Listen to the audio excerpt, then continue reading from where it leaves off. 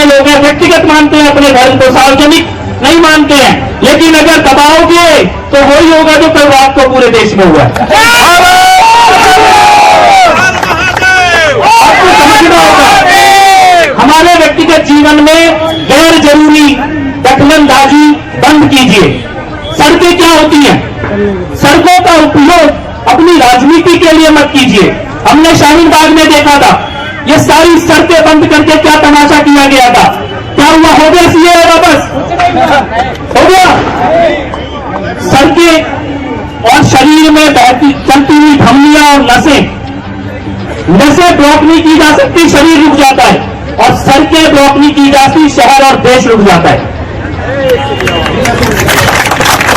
आपको ये बात समझनी होगी, क्योंकि जो चित आप पाल रहे हो वो चित अगर हम करने लगे तो हफ्ते का ऐसा कोई दिन नहीं है जिस दिन हमारी कोई पूजा ना होती हो। और शुक्रवार को तो वराह अवतार की पूजा होती है।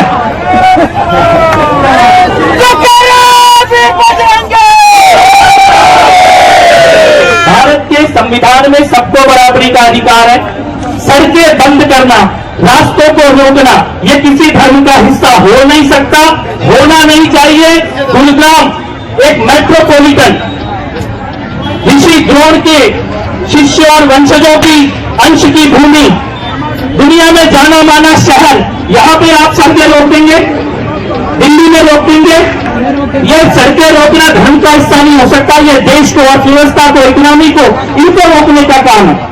सड़कों पर सबसे पहला हक है सड़क पर चलने वाले का, वहां पे दुकान व्यवसाय चलाने वाले का, सड़क का उपयोग अस्पताल, दुकान, दफ्तर, अपने काम, स्कूल जाने के लिए करने वालों का।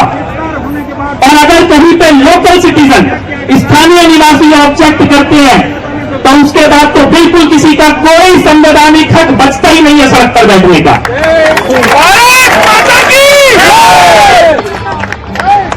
मैं केवल इतना ही कहना चाहता हूं, ये तो साल में एक दिन आने वाली गोवर्धन की पूजा है, इसके लिए हम लोग यहां पर इकट्ठा हुए हैं। लेकिन इस उदाहरण को आप समझिए कि अगर ये ही करने लगे आपके जवाब में तो सड़कें सबकी बंद हो सकती हैं, रास्ते सबके बंद हो सकते हैं। इसीलिए परस्पर सम्मान के साथ, एक दूसरे की इज्जत के साथ आप अपने जो निर्धारित धर्म स्थान है उसके अंदर अपनी पूजा व्यवस्था कीजिए। इस देश में सबसे ज्यादा भूमि आपके वक्फ बोर्ड के पास है, वहां पर अपनी पूजा की व्यवस्था कीजिए।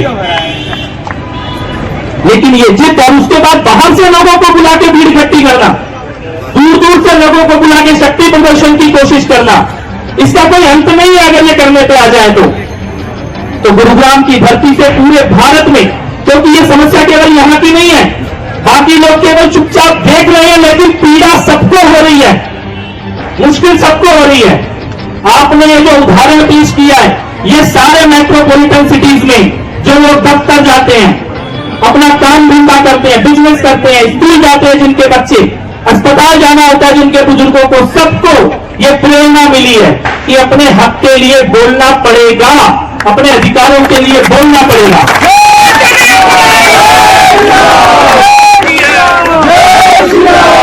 मैं पुनः ये बात कहना चाहता हूं कि आइए मिलकर आप अपनी परिधि के अंदर, अपने परिसर के अंदर, यहां पर तो कुछ होता नहीं था ना, कोई तो मस्जिद नहीं होती थी, आज है ना, यानी कि यहां पर किसी ने रोका तो नहीं, किसी ने विरोध तो नहीं किया, किसी ने आपको पीछे धकेलने की कोशिश तो नहीं की। लेकिन अगर हमको पीछे धकेलोगे, दीवार पे जाके टिका दोगे, किसी को इतना पीछे धकेल दो कि वो दीवार पे जाके टिक जाए, तो एक धक्का तो फिर मार नहीं पड़ता है।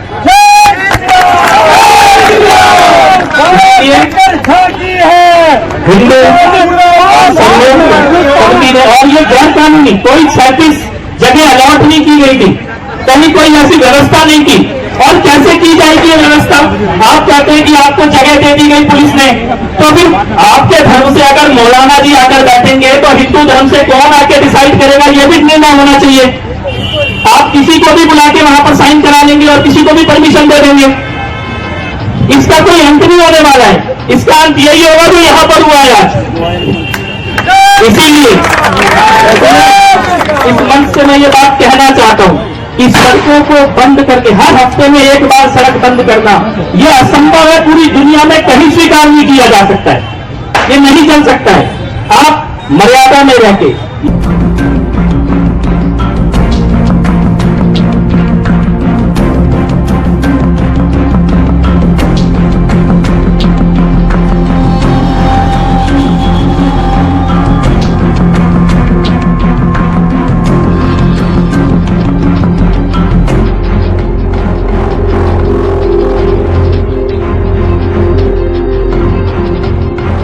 इस शहर के अंदर जो मस्जिदें हैं उनकी तादाद ऐसी है जैसे आटे में नमक।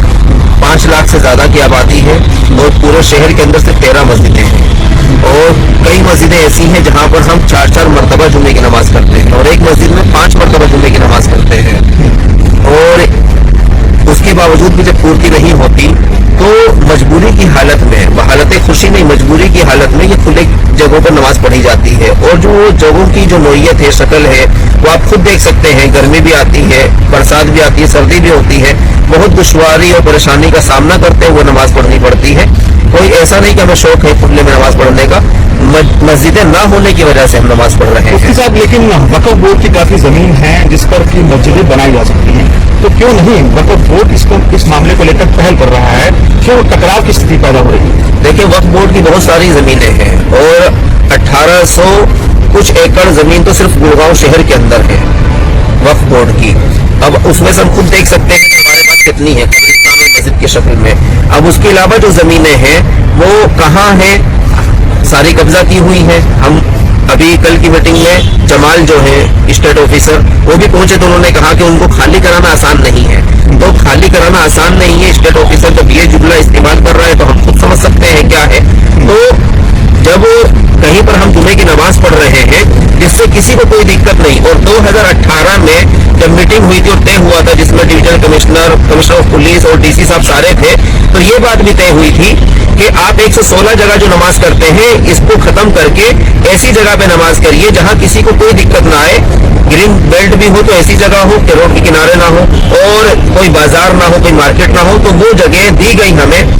फिर आज उन जगहों पर भी चंद लोग आकर के हंगामा करें और ये कहें कि हम नमाज पढ़ने ही नहीं देंगे, तुम्हारे नमाज की टाइम पर हम पूजा करेंगे, वो तो ये जबरदस्ती वाली, छेड़ने वाली और नुकसाने वाली, माहौल खराब करने वाली